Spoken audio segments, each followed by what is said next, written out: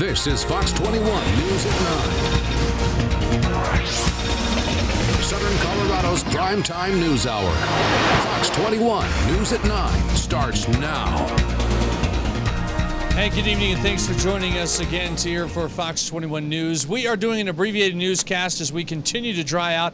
It has been a rough couple of days here at the Fox 21 studios. As many of you may or may not know, we were flooded yesterday in the storm, and we are slowly drying out and firing up each piece of equipment one by one. We've got the lights going.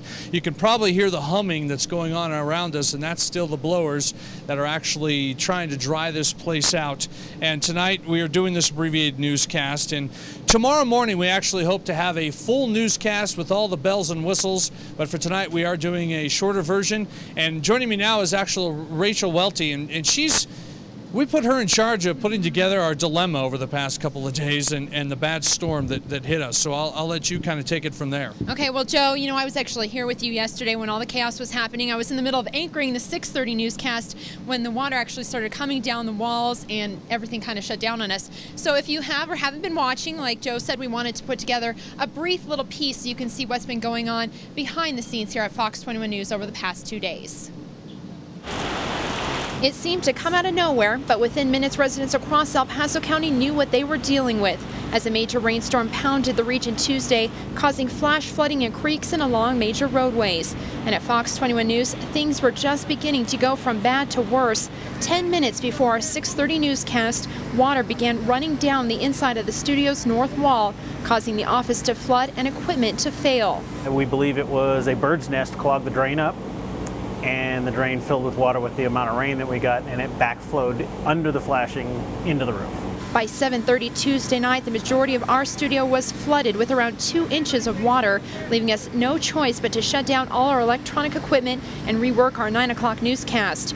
With nothing else but a live truck, a camera, and one microphone, Fox 21's Joe Cole, Terry Gerbstad, and Chris Ornelas brought you 23 minutes of news and weather at 9 o'clock.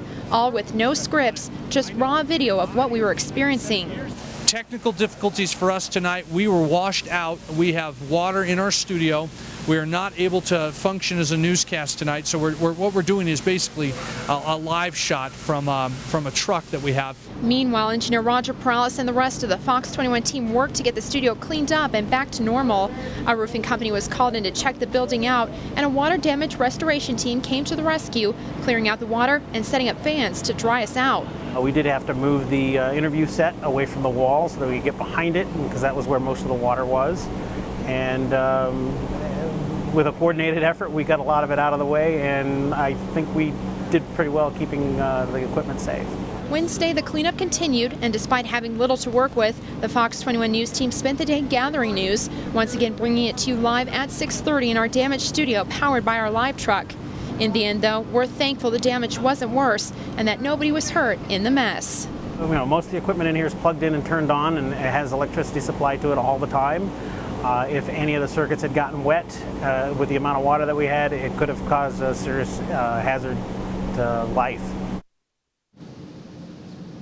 So as you can see from that video, it's been a very interesting 2 days here at Fox 21 News. And Joe, you know, it's only going to get better from here. I don't think things can get much worse. No, there is light at the end of the tunnel. All right. Very good. Thank you, Rachel.